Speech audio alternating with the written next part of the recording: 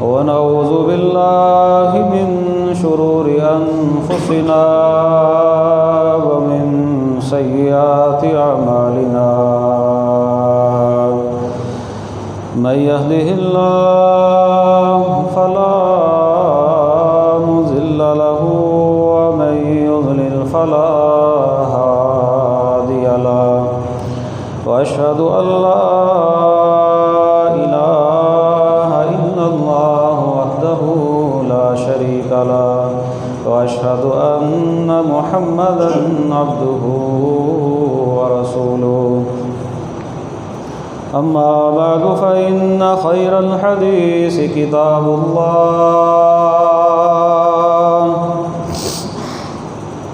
وخير الهدي هدي محمد صلى الله عليه وسلم وشر الأمور محدثاتها وكل محدثة بدعة وكل بدعة ضلالة وكل ضلالة في النار يا أيها الذين آمنوا اتقوا الله حق تقاته ولا تموتن إلا وأنتم مسلمون يا أيها الناس اتقوا ربكم الذي خلقكم من نفس واحدة وخلق منها زوجها وبث منهما رجالا كثيرا ونساء واتقوا الله الذي تساءلون به والأرحام إن الله كان عليكم رقيبا يا أيها الذين آمنوا اتقوا الله وقولوا قولا سديدا يصلح لكم أعمالكم ويغفر لكم ذنوبكم ومن يطع الله ورسوله فقد فاز فوزا عظيما رب اشرح لي صدري ويسر لي أمري واحلل عقدة من لساني يفقهوا قولي واجعل لي وزيرا من أهلي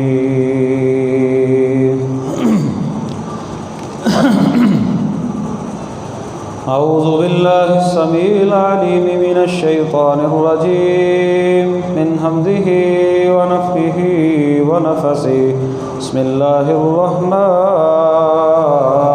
الرحيم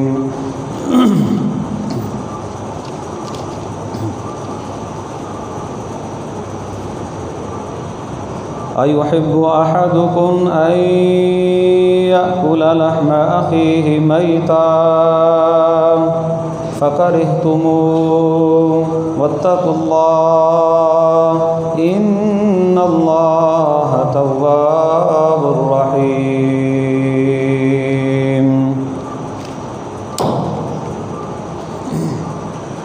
ہر قسم کی حمد و ثنا، بڑائی، کبریائی، یکتائی، بادشاہی، شہنشاہی اللہ رب العالمین کی ذات کے لیے خاص ہے، جو علی کل شیء قدیر ہے، فعال لما یرید ہے، ہر چیز پر وہ قادر ہے، جو وہ چاہتا ہے وہ کرتا ہے۔ درود و سلام امام الانبیاء خاتم النبیین رحمت للعالمین جناب محمد رسول اللہ صلی اللہ علیہ وسلم کی ذات گرامی پر خاص۔ بخشش اور رحمت کی دعا صحابہ اکرام، اہل بیت، تابعین نظام، اولیاء اکرام، محدثین نظام اور بزرگان دین کے لیے۔ حمد و ثنا کے بعد میرے قابل احترام بزرگوں، ساتھیوں، دوستوں، میری ماں اور بہنوں، اسلامی بھائی چارہ، اسلامی اخوت اللہ رب العالمین کی ایک بہت بڑی جو ہے وہ نعمت ہے۔ اس نعمت کے بارے میں پچھلے خطبے میں چند گزارشات میں نے آپ کے سامنے جو ہے وہ گوش گزار کی تھی۔ یہ اتنی بڑی نعمت ہے کہ اگر کوئی بندہ اپنے کسی دوسرے مسلمان بھائی سے ناراض ہو جائے تو اللہ رب العالمین کے نبی صلی اللہ علیہ وسلم نے فرمایا کہ اس وقت تک اللہ تعالیٰ ان دو بندوں کے اعمال کو قبول ہی نہیں کرتا جب تک وہ دونوں اپنی ناراضگی کو ختم نہ کر دیں۔ یہ ایک ایسا رشتہ ہے، اخوت کا رشتہ، بھائی چارے کا رشتہ، پیار کا رشتہ، محبت کا رشتہ، مودت کا رشتہ، جہاں پر یہ اتنی بڑی نعمت ہے وہاں پر کچھ کام ایسے ہیں جن کی وجہ سے ہم اپنے بھائیوں سے دور ہو جاتے ہیں، یا ہمارا بھائی کم از کم قطع تعلقی نہ بھی نہ کرے تو دل سے نفرت کرنا شروع کر دیتا ہے۔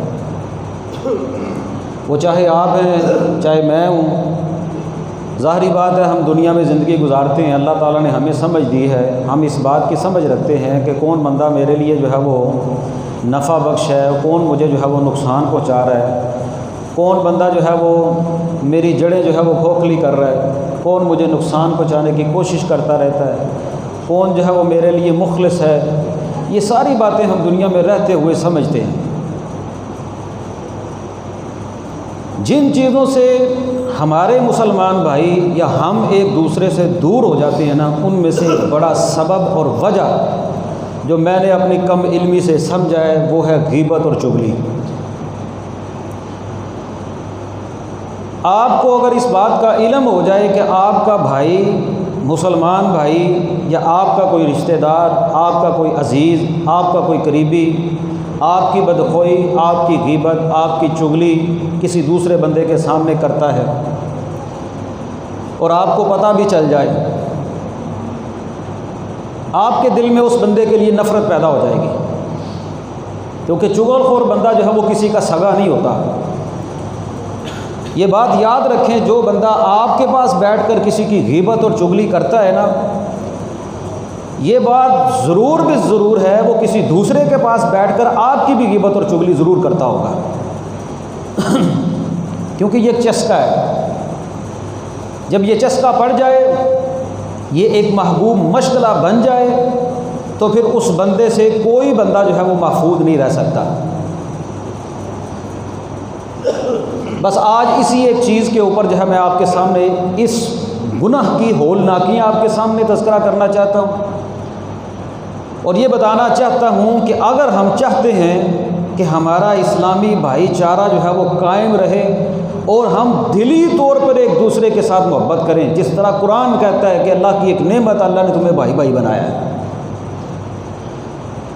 اور اس اخوت کے کتنے فائدے ہیں جو میں نے آپ کے سامنے پچھلے خطبے میں بیان کیے، کہ دیکھیں ایک بندہ اپنے بھائی کے لیے دعا کرتا ہے، نام لے کر دعا کرتا ہے اور کہتا ہے یا اللہ میرا فلاں فلاں بھائی، اس کو یہ ضرورت ہے، وہاں پر وہ موجود نہیں، اللہ تعالیٰ ایک فرشتے کی ڈیوٹی لگاتے ہیں کہ وہ ساتھ ساتھ یہ کہتا ہے اللہ اس کو بھی اس طرح ہی دے جس طرح یہ اپنے بھائی کے لیے دعا کر رہا ہے، وہاں پر اس کا بھائی موجود نہیں۔ یہ اتنا عظیم عمل ہے، اور اگر اس کا بھائی موجود نہ ہو، اس کی غیبت اور اس کی چغلی اور اس کی برائیاں وہ بندہ جو ہے وہ لوگوں کے سامنے کھول کھول کر بیان کرتا ہو اور اس میں مزے لیتا ہو اور اس میں چسکے لیتا ہو اور اس کی زبان کے اوپر جو ہے وہ کوئی دوسرا محفوظ نہ رہتا ہو، تو آپ کے دل میں اتفاقی طور پر اس آدمی کے لیے جو ہے وہ نفرت پیدا ہو جائے گی۔ اگر میں کروں گا تو آپ کے دل میں میرے لیے نفرت پیدا ہو جائے گی۔ اور غیبت ایک ایسا عمل ہے، اس کے بارے میں ایک قول ہے لا یغفر له حتی یعفو عنہ المغتاب، جب تک بندہ جس کی غیبت کرتا ہے اس سے معافی نہ مانگے یہ گناہ معاف نہیں ہوتا۔ ایک یہ ہے کہ انسان کوئی بھی عمل کرے اور اللہ رب العالمین سے معافی مانگ لے، اور ایک یہ ہے کہ جب تک بندہ جس کی غیبت کرتا ہے اس کے سامنے جا کر اس بات کا اقرار نہ کرے میں نے تیری غیبت کی ہے تو مجھے اللہ کی رضا کے لیے معاف کر دے، اس وقت تک یہ گناہ معاف بھی نہیں ہوتا۔ کتنی رسوائی ہے کہ ایک بندہ اپنے گناہ پر شرمسار بھی ہو جائے لیکن کسی کے پاس جا کر بتانا پڑے میں نے تیری غیبت کی ہے۔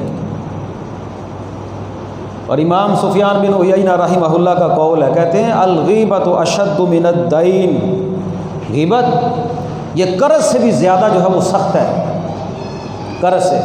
کہتے ہیں الدین یقضی والغیبۃ لا تقضی، کیونکہ قرض جو ہوتا ہے نا اس کی ادائیگی ہو جاتی ہے، لیکن غیبت کی ادائیگی کوئی نہیں ہوتی۔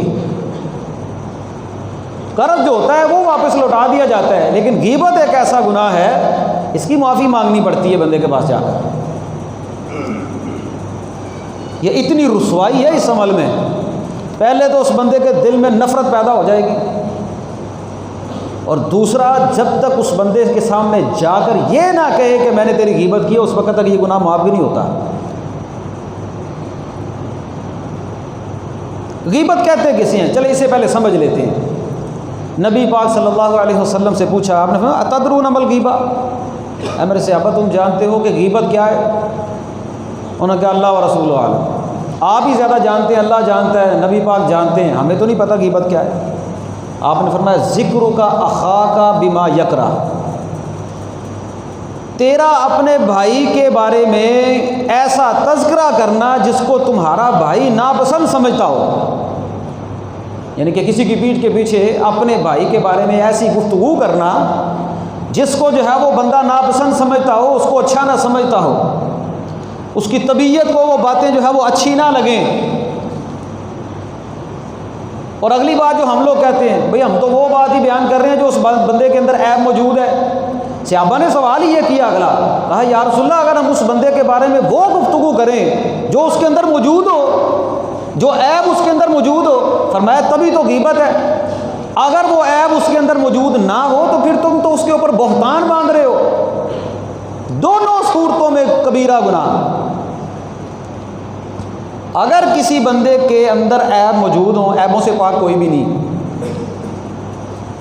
کسی کے عیبوں کو کسی ایسی مجلس میں بیان کرنا جہاں پر تمہارا بھائی موجود نہ ہو، اس کے متعلق گفتگو کرنا، ایسی گفتگو کرنا جس کو وہ ناپسند سمجھتا ہو، اگر تو وہ بات اس میں موجود ہو تو پھر غیبت ہے، اگر موجود نہ ہو تو پھر شریعت کہتی ہے دوسرا کبیرہ گناہ وہ بہتان ہے، کہ تم اس کے اوپر بہتان باندھ رہے ہو۔ دونوں ہی کبیرہ گناہ ہے شریعت کی نظر میں۔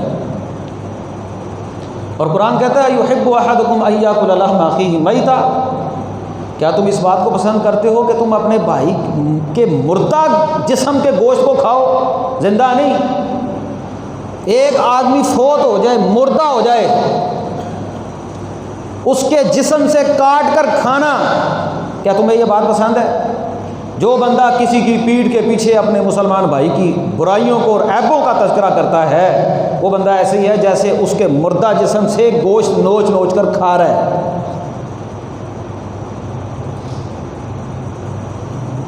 عمر بن عاص رضی اللہ تعالیٰ عنہ ایک مرتبہ دیگر صحابہ کے ساتھ نا کسی جگہ سے گزرے، وہاں پر کوئی جانور، کوئی کھچر جو ہے وہ مرا پڑا تھا، کھچر مرا پڑا تھا۔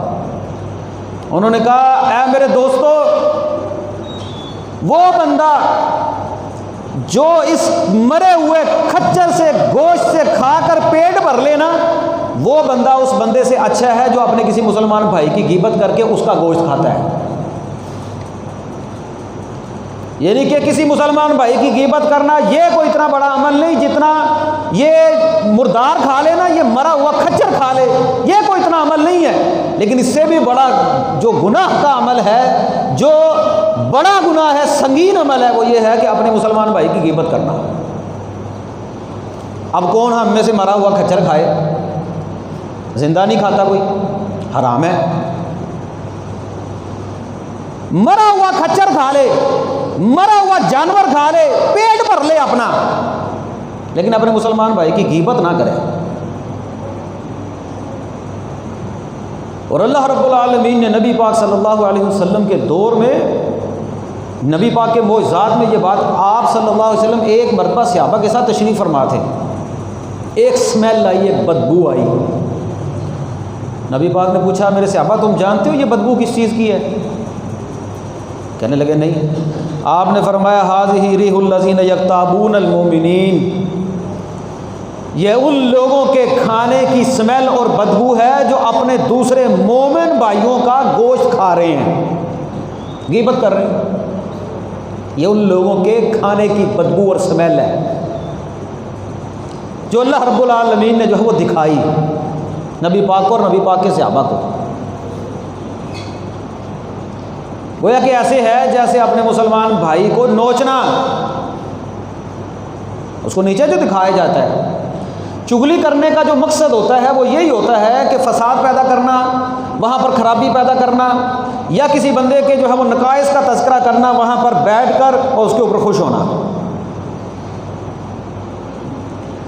ہمارے ہاں یقین کریں ہم بھی اس عمل میں اتنے لت پت ہو چکے ہیں کہ محسوس ہی نہیں ہوتا۔ بعض دفعہ بندہ یہ سمجھتا ہے کہ یہ غیبت نہیں کی، لیکن وہ غیبت ہو جاتی ہے، یہ غیبت ہو جاتی ہے۔ ایک مرتبہ نبی پاک صلی اللہ علیہ وسلم کے سامنے ایک بندے کا تذکرہ کیا گیا، کہا گیا کہ یہ بندہ وہ بندہ ہے کہ جب تک اس کے سامنے کھانا تیار کر کے اس کو کھلایا نہ جائے تو یہ کھاتا نہیں، جب تک اس کی سواری تیار کر کے اس کے سامنے نہ کی جائے اس وقت تک یہ سوار نہیں ہوتا، یعنی کہ کھانا نہیں کھاتا جب تک کھلایا نہ جائے، اور جب تک سواری تیار نہ کی جائے تب تک سوار نہیں ہوتا۔ جس طرح ہم لوگ کسی بندے کو کہہ دیتے ہیں یہ بندہ بڑا پوستی ہے، بڑا سست ہے، یعنی کہ اس کی سستی کا تذکرہ کیا گیا۔ نبی پاک صلی اللہ علیہ وسلم نے فرمایا تم اپنے بھائی کی غیبت کر رہے ہو۔ کہا یا رسول اللہ یہ غیبت ہے؟ آپ نے فرمایا ہاں یہی تو غیبت ہے، اور کس کو غیبت کہتے ہیں؟ یعنی کہ اتنی باتوں میں بھی نبی پاک نے کہہ دیا کہ یہ غیبت ہے، کہ اتنا سست ہے جب تک وہ اپنی کھانا تیار کر کے سامنے نہ آئے تب تک کھاتا نہیں، حصہ جلتا نہیں، سواری جو ہے وہ تیار نہ کی جائے اس وقت تک بیٹھتا نہیں۔ اب اس بات سے آپ اندازہ لگا لیں کہ اللہ کے نبی صلی اللہ علیہ وسلم نے اتنے چھوٹے چھوٹے عملوں میں اور باتوں میں بھی اس کو جو ہے وہ غیبت کی تشریح کر کے سمجھا دیا کہ بچ جاؤ۔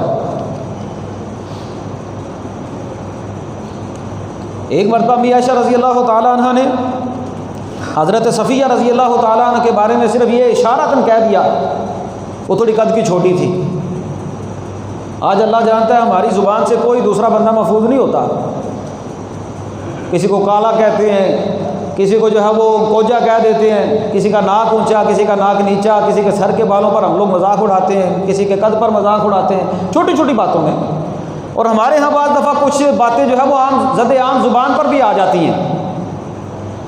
مذاق اڑانا، اور خاص طور پر کسی کے ہاں کو بچہ پیدا ہو جائے پھر تو اللہ معاف کرے اس کے اندر جو عیب اور جو نقص نکلتے ہیں یہ آپ لوگوں کے سامنے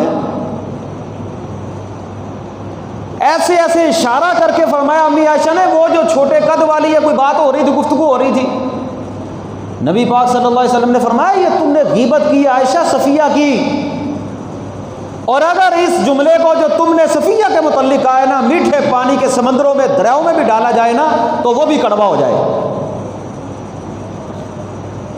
اتنا بڑا گناہ ہے۔ ایسے ایسے اشارہ کر کے فرمایا۔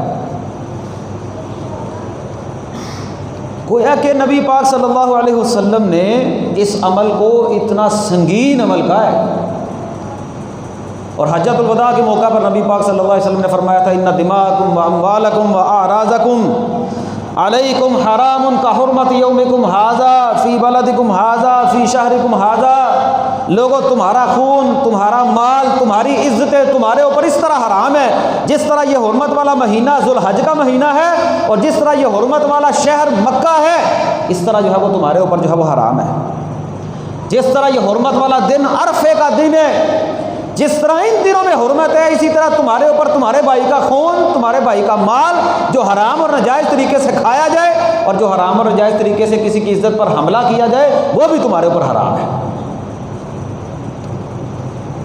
یہ سنگینی بیان کر دی، اور صحیح مسلم میں فرمایا المسلم علی المسلم، مسلمان کا مسلمان پر حرام دمہ مالہ و عرضہ، اس کا مال، اس کا خون، اس کی عزت پر حملہ کرنا حرام ہے۔ یہ اتنا سنگین گناہ ہے۔ آج اللہ جانتا ہے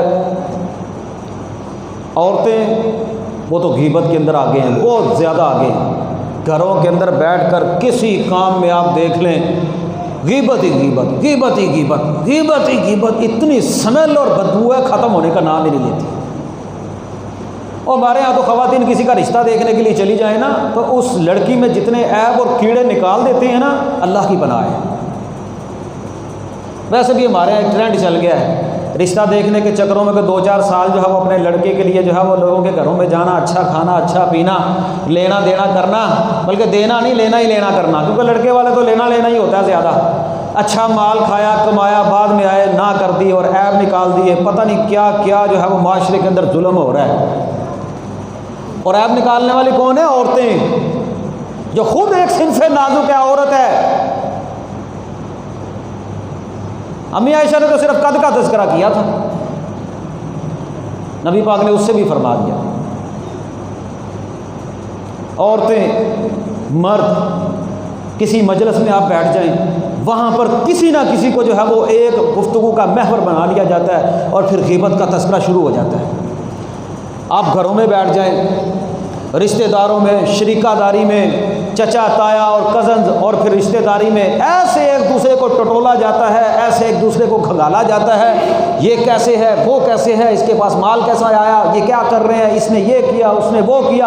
اور پھر بیٹھ کر آپ کسی جگہ پر بیٹھ جائیں، فیکٹری میں بیٹھ جائیں، کسی جگہ پر بیٹھ جائیں آپ لوگ، حتیٰ کہ اہل علم لوگوں میں بھی بیٹھ جائیں آپ، یقین کریں یہ ایسا برا ترین مشغلہ ہے کہ اگر اہل علم لوگوں کے پاس علماء کی مجلس میں بھی بیٹھیں گے نا، علماء کو بھی عہدوں کی ہرس نے برباد کر کے رکھ دیا، عہدوں کی لالچ نے برباد کر کے رکھ دیا، مقابلے بازی، ایک دوسرے کی تنقید کرنا۔ یہاں پر تو کانفرنسیں بھی مقابلے بازی میں ہوتی ہیں، جلسے بھی مقابلے بازی میں ہوتے ہیں، ایک دوسرے کو نیچا دکھایا جاتا ہے۔ اور اگر دیکھا جائے تو قرآن و سنت کی مجلس اللہ کی قسم اتنی مبارک مجلس ہوتی ہے، لیکن ان کے منہ سے گٹر سے بھی بری اور گندی سمیل آ رہی ہوتی ہے۔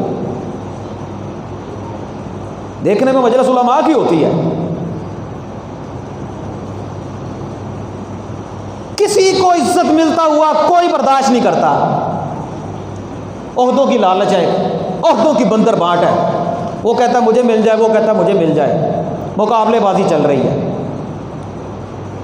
نبی پاک فرما رہے ہیں المسلم علی المسلم حرام دمہ وعرضہ ومالہ، مسلمان کا مسلمان کے اوپر خون، اس کی عزت پر حملہ کرنا حرام ہے، اس کا مال بھی تمہارے اوپر ناجائز طریقے سے کھایا ہوا حرام ہے۔ اور ایک حدیث میں اللہ کے نبی صلی اللہ علیہ وسلم فرماتے ہیں لا يدخل الجنت نمام لا يدخل الجنت قطات۔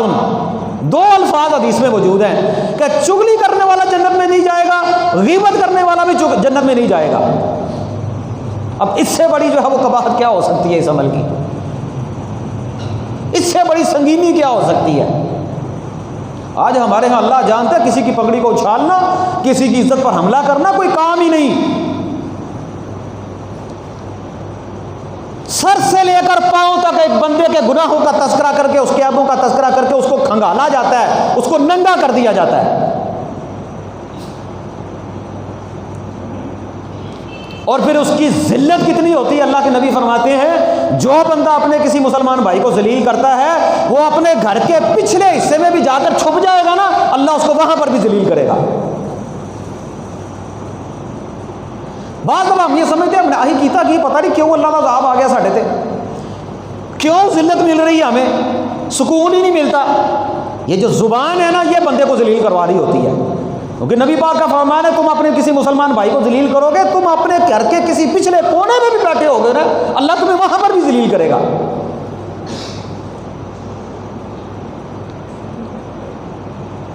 آپ ذرا سا یقین کریں، دو وہ بندے ہوتے، دو، جیسے منافق نہیں ہوتا، نفاق، یہاں پر کچھ وہاں پر کچھ، آپ کے ساتھ کچھ آپ کے بعد میں کچھ، آپ کے منہ پہ آپ کی تعریف، بعد میں آپ کی بدخوئیاں۔ اب تو امام مقتدیوں کی کرتا ہے، مقتدی امام کی بدخوئی کرتے ہیں، اب اس سے بڑھ کر کیا ہو سکتا ہے؟ مسجد ہے نا، مسجد بھی محفوظ نہیں، علماء بھی محفوظ نہیں رہے، یہ اتنی بری عادت بن گئی ہے۔ نبی پاک صلی اللہ علیہ وسلم نے فرمایا لوگوں سود کے 72 درجے ہیں، الربا اثنان سبعون بابا، لوگوں سود کے 72 دروازے ہیں، 72 دروازے۔ ایسرها ان ينكح الرجل امہ، سب سے نچلا درجہ یہ ہے کہ آدمی اپنی ماں کے ساتھ جو ہے وہ بدکاری کرے، نکاح کرے۔ یہ سود کا سب سے نچلا درجہ ہے۔ اور نبی پاک صلی اللہ علیہ وسلم نے اس حدیث میں فرمایا سود کا سب سے بڑا درجہ پتہ کیا ہے؟ اپنے کسی مسلمان بھائی کی عزت پر حملہ کرنا۔ یہ سود کا سب سے بڑا درجہ ہے۔ سب سے نچلا درجہ اس کی ہولنا کی یہ ہے کہ 72 دروازے ہیں سود کے،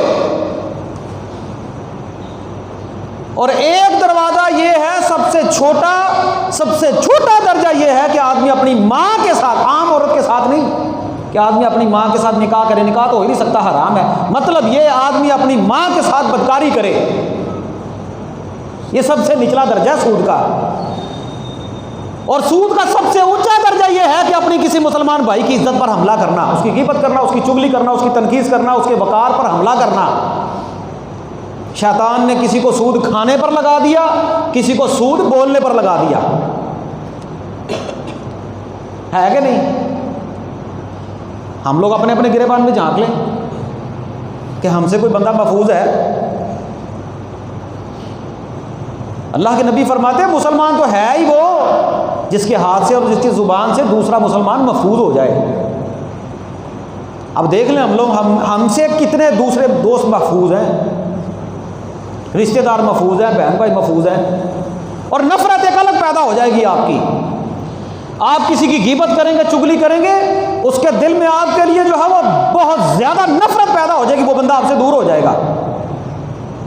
اس کو پتہ چلے صحیح ہے کہ بندہ میری تنقید کرتا ہے، میری غیبت کرتا ہے، بدخوئی کرتا ہے، میرے پیچھے بیٹھ کر جو ہے وہ میری چغلیاں کرتا ہے، میری پگڑی کو اچھالتا ہے، میری عزت کے اوپر حملہ کرتا ہے، وہ بندہ آپ سے دور ہو جائے گا۔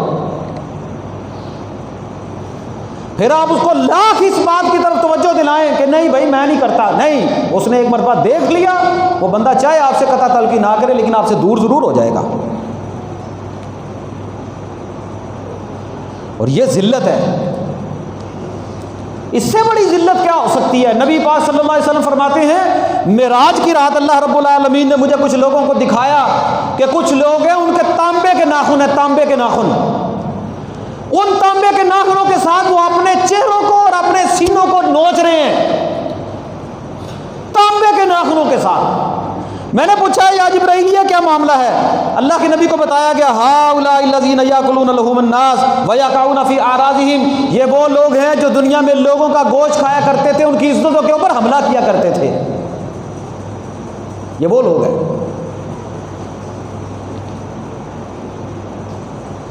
آج دیکھ لیں اللہ جانتا ہے سیاست کے نام پر جو ہمارے ہاں جو ملکی سیاست ہے نا، اس سیاست نے ایک تو مسلمان کو دوسرے مسلمان سے دور کر دیا۔ اسلامی جو اخوت تھی نا، جو بھائی چارہ تھا، جو پیار تھی، جو محبت تھا، آپس میں دو لائنیں اور دو جو ہے وہ سرخ لکیر کھینچ دی کہ یہ الگ ہے وہ الگ ہے۔ اور اس گندی سیاست نے آج موجودہ دور میں جو سیاست، ایسے تو سیاست یہ دین کا مسئلہ ہے، یہ تو ممبر سے نبی پاک صلی اللہ علیہ وسلم نے شروع کی تھی، لیکن اب جو جمہوریت کے نام پر سیاست ہو رہی ہے نا، آپ دیکھ لیں یہ کل پرسوں بھی پریس کانفرنس ہوئی کہ ہر کوئی بندہ دوسرے بندے کو کافر کہنے پر زور لگا رہا ہے۔ ایک پارٹی کے بندے دوسرے پارٹی کے بندے کو کافر کہنے کے اوپر پورا زور لگا رہے ہیں کہ یہ کافر ہیں، یہ مسلمان نہیں ہیں۔ اس کا نتیجہ کیا نکلے گا؟ میں اگر کسی کو کافر کہوں گا دوسرا مجھے کافر کہہ دے گا، پڑ گیا فتنہ۔ وہ مسلمان تو مسلمان آپس کے اندر بھائی بھائی تھے، اور شریعت یہ کہتی ہے کہ تم نے کسی کے سینے کو پھاڑ کر نہیں دیکھا ہوا، کسی کو کافر نہیں کہنا، چاہے تمہاری کتنی بھی کسی کے ساتھ نفرت ہے، الا یہ کہ تمہارے پاس پکے ثبوت موجود ہوں، ورنہ تو ہر بندہ دوسرے بندے کو کافر کہہ کے مار دے گا، یہ تو نظام ہی درم برم ہو جائے گا۔ شریعت کہتی ہے تم آپس میں بھائی بھائی ہو۔ جنگ کے موقع پر ایک صحابی نے دوسرے بندے کو جب قتل کرنے لگے نا، اس نے کہا لا الہ الا اللہ محمد رسول اللہ، اشہد ان لا الہ الا اللہ وان محمد رسول اللہ، کلمہ پڑھ لیا، لیکن انہوں نے کہا تو اندر سے کلمہ نہیں، اوپر سے پڑھ رہا، جان چھڑانے کے لیے قتل کر دیا۔ نبی پاک صلی اللہ علیہ وسلم کو پتہ چلا، آپ نے فرمایا تو نے اس کا سینہ چیر کر دیکھا تھا، اوپر سے پڑھ رہا ہے کہ اندر سے، اوپر سے پڑھ رہا ہے کہ اندر سے پڑھ رہا ہے؟ یہ اتنا سنگین معاملہ ہے۔ مسلمان تو آپس میں بھائی بھائی تھے، لیکن نفرت آ گئی، آپس میں ایک دوسرے کے دشمن بن گئے، جانی دشمن بن گئے۔ یہ آئے دن خبریں نہیں آتی، ووٹوں کے چکروں میں ایک پارٹی کے بندوں نے دوسرے پارٹی کے بندوں کو گولی مار دی، زخمی کر دیا، مار دیا، ٹانگیں توڑ دی۔ اب اس سے بڑھ کر کیا ہو سکتا ہے؟ اللہ کے نبی فرماتے ہیں تمہارے اوپر جو ہے وہ کسی اپنے مسلمان بھائی کا خون بھی حرام ہے، اس کی عزت پر حملہ کرنا بھی حرام ہے۔ اب ہم کدھر جا رہے ہیں؟ اور آج ہم کہتے ہیں ہم 15ویں صدی کے پڑھے لکھے لوگ ہیں، لیکن اللہ جانتا ہے جہالت 15ویں صدی سے بھی زیادہ ہے، جو 1500 سال پہلے جہالت تھی نا اس سے بھی زیادہ ہے، کہ ایک پارٹی کے چکروں میں دوسرے مسلمان بھائی کو قتل کرنے کے اوپر آ گئے۔ کیا نہیں ہو رہا آج؟ ہم یہ بتائیں، اب یہ پیچھے سیالکوٹ کا واقعہ ہوا تھا، جو سری لنکا کا بندہ انہوں نے مارا تھا، وہ کیا تھا؟ یہی تھا نا، اشتعال بازی تھی نا۔ آپ ایک پارٹی کے بندے دوسرے پارٹی کے بندوں کو کافر کہیں گے تو پھر فتنہ نہیں پیدا ہوگا؟ اور یہ ایسا فتنہ پیدا ہو جائے گا، مذہبی منافرت ایسی پیدا ہو جائے گی، اس کو کنٹرول کرنے کی کوشش کریں گے، یہ کنٹرول نہیں ہوگی۔ یار تم نے ووٹ لینے تھے، نہیں دینے تھے، وہ تمہارا اپنی جگہ پر معاملہ تھا، اس حد تک تو نہ جاؤ کہ تم کسی کو کافر کہنا شروع کر دو۔ تو پھر ہمارے اسلام کی کیا گارنٹی ہے؟ کوئی آپ کو کافر نہیں کہے گا۔ کسی بھی مجلس میں آپ بیٹھ کر دیکھ لیں، اللہ جانتا ہے سیاست کے نام پر پگڑیاں اچھالی جاتی ہیں، غیبت کی جاتی ہے، عزت میں تنقیص کی جاتی ہے، کسی کا تذکرہ کر کے دیکھ لیں، ہو بس آپ کی پارٹی کی مخالف، پھر وہ آپ سے بچ جائے، آپ کی زبان سے بچ جائے، یہ اللہ ہی حافظ ہے۔ اور اس ہمام میں سارے ننگے ہیں، سوشل میڈیا پر دیکھ لیں، آپ علماء کو دیکھ لیں، آپ پارٹی بازی میں دوسروں کو ننگا کر دیتے ہیں، الزامات لگاتے ہیں۔ نبی پاک کیا فرما رہے ہیں؟ اگر وہ عیب جو تمہارے بھائی میں موجود ہے تم اس کے پیچھے ذکر کرو گے، یہی تو غیبت ہے۔ اگر وہ عیب موجود نہ ہوا تو یہ تو بہتان ہے، تم تو بہتان باندھ رہے ہو۔ اور ایسے لوگوں کے متعلق اللہ کے نبی فرماتے ہیں سب سے بڑا سود یہ ہے کہ آدمی اپنے کسی مسلمان بھائی کی عزت پر حملہ کرے، یہ تو سب سے بڑا سود ہے۔ اور سب سے نچلا درجہ یہ ہے اپنی ماں کے ساتھ بدکاری کرنا۔ اور ایسے لوگوں کے متعلق اللہ کے نبی فرماتے ہیں میں نے دیکھا، مجھے دکھایا گیا، معراج کی رات تانبے کے ناخن ہیں لوگوں کے، وہ اپنے چہروں پر اور اپنے سینوں کو ان تانبے کے ناخنوں سے نوچتے ہیں۔ میں نے پوچھا یہ کیا معاملہ ہے؟ کہا یا رسول اللہ یہ لوگوں کا گوشت کھاتے تھے، لوگوں کی عزتوں کے اوپر جو ہے وہ حملہ کرتے تھے۔ کہیں ہم لوگ تو نہیں اس کام میں ملوث ہو گئے؟ اور پھر نفرت جو پیدا ہو جائے گی اپنے کسی مسلمان بھائی کے متعلق وہ ایک الگ ہے، آپ کے قریب بھی نہیں آئے گا کوئی، شدید نفرت کرنا شروع کر دے گا آپ سے وہ بندہ۔ یہ اتنی سنگینی ہے۔ اور رسوائی صرف دنیا تک نہیں ہے، یہ مرنے کے بعد بھی ہمیں سکون نہیں ملنے والا۔ نبی پاک صلی اللہ علیہ وسلم کی وہ حدیث، اللہ کے نبی فرماتے ہیں ایک مردہ قبرستان سے گزرے، دو قبروں کے درمیان سے گزرے، آپ نے فرمایا میرے صحابہ ان دو قبر والوں کو عذاب ہو رہا ہے۔ آپ کا معجزہ تھا، آپ کو دکھایا گیا، کہا ان دو قبر والوں کو عذاب ہو رہا ہے۔ فرمایا ایک ان میں سے پیشاب کے چھینٹوں سے نہیں بچتا تھا، دوسرا غیبت اور چغلی کرتا تھا۔ یہ غیبت اور چغلی کی وجہ سے اس کو قبر میں بھی عذاب ہو رہا ہے۔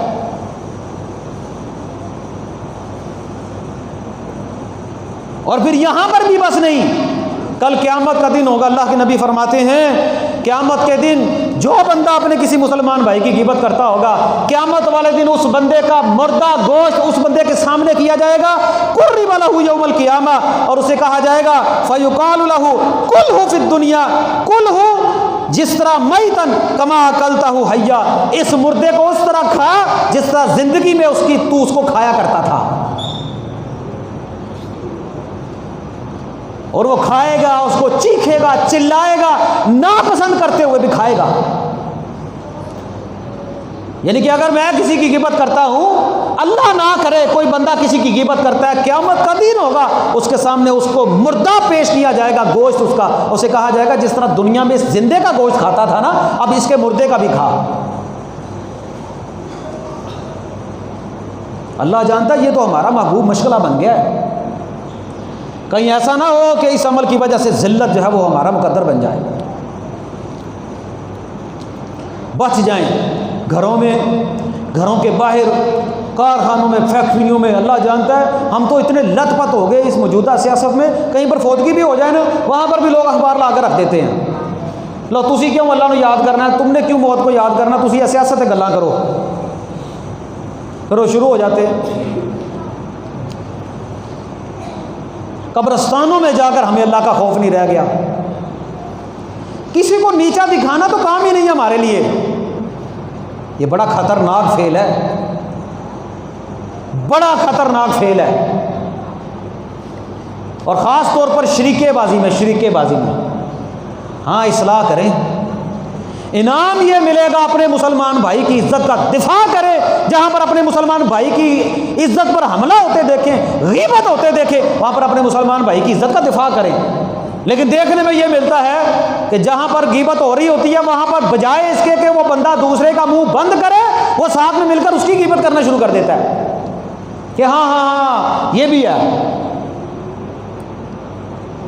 یہ برباد کر دیا اس عمل نے ہمیں. انعام دیکھیں اللہ کے نبی فرماتے ہیں جو بندہ اپنے کسی مسلمان بھائی کی عزت کا دفاع وہاں پر کرے جہاں پر اس کی غیبت کی جاتی ہے، عزت پر حملہ کیا جاتا ہے، کل قیامت کا دن ہوگا اللہ تعالیٰ اس بندے کو جہنم سے بچائیں گے. اور ایک حدیث میں آتا ہے کان حقا علی اللہ ان یؤتیہ من النار، اللہ کے ذمہ یہ حق ہے کہ اللہ اس کو جہنم سے آزاد کر دیں گے.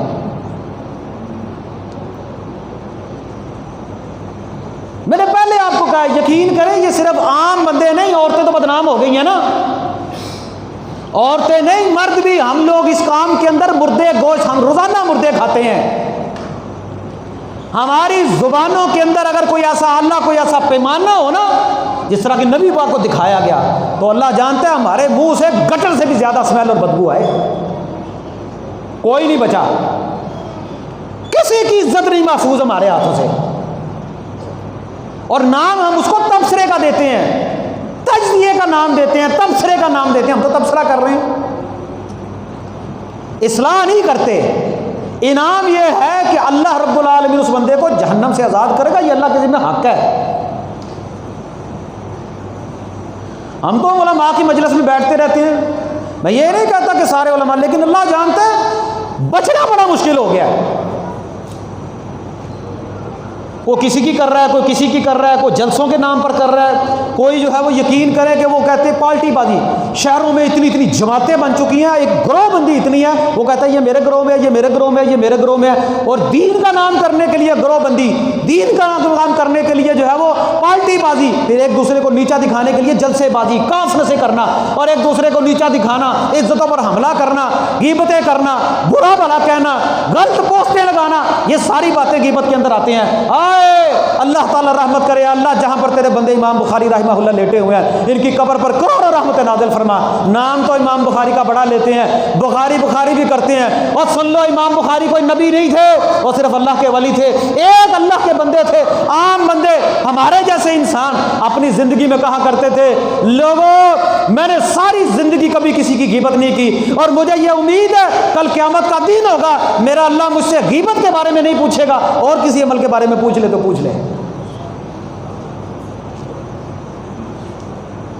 کیا ہم میں سے کوئی بندہ کھڑا ہو کر یہ کہہ سکتا ہے کہ اللہ مجھ سے غیبت کے بارے میں نہیں پوچھے گا؟ اور میرے ہم مکتب ساتھی علماء کی جماعت، کیا علماء کھڑے ہو کر یہ کہہ سکتے ہیں اللہ ہم سے غیبت کے بارے میں نہیں پوچھے گا؟ کہیں پر ہم لوگ ہلاک تو نہیں ہو رہے، برباد تو نہیں ہو رہے اس کام میں؟ جہاں پر یہ اتنا سنگین اور کبیرہ اور بڑا گناہ ہے نا وہاں پر آپ اپنے مسلمان بھائی سے بھی دور ہو رہے ہوتے ہیں. نفرت پیدا ہو جاتی ہے، آپ کے دل میں کدورت پیدا ہو جائے گی، کینہ پیدا ہو جائے گا اس بندے کے لیے جو بندہ آپ کے پیچھے بیٹھ کر آپ کو پتہ چل جائے صحیح کہ اس بندے نے میرے پیچھے بیٹھ کر کسی کی غیبت کی ہے یا میری غیبت کرتا ہے یہ بندہ. تو آج میں نے مختصر آپ کے سامنے جو بات بیان کی ہے نا، ایک بات میں نے صرف آپ کے سامنے بیان کی ہے. پچھلے خطبے میں نے بیان کیا تھا کہ مسلمان کا بھائی ہے، اخوت بھائی چارہ اللہ کی ایک بہت بڑی نعمت ہے، بہت بڑا انعام ہے۔ اپنے کسی مسلمان بھائی کا خیال رکھنا، اس کی مدد کرنا، اس کے کام آنا، یہ کتنے عظیم عمل ہیں۔ لیکن اگر آپ چاہتے ہیں دنیا میں بھائی چارہ پیدا ہو جائے، بھائی چارہ قائم رہے، محبت قائم رہے، پیار قائم رہے، مودت قائم رہے، تو اس بڑے کبیرہ اور سنگین گناہ سے اپنے آپ کو بچا لے۔ اللہ تعالیٰ سے دعا ہے، اے اللہ ہمیں اس کبیرہ گناہ سے بچنے کی توفیق عطا فرما۔ اے اللہ ہماری زبانوں سے غیبت سے ہمیں محفوظ فرما۔ اے اللہ ہمیں ہر وقت اپنا ذکر اور اے اللہ اپنی یاد رکھنے کی توفیق عطا فرما۔ اقول قولی ھذا استغفر اللہ لی و لکم۔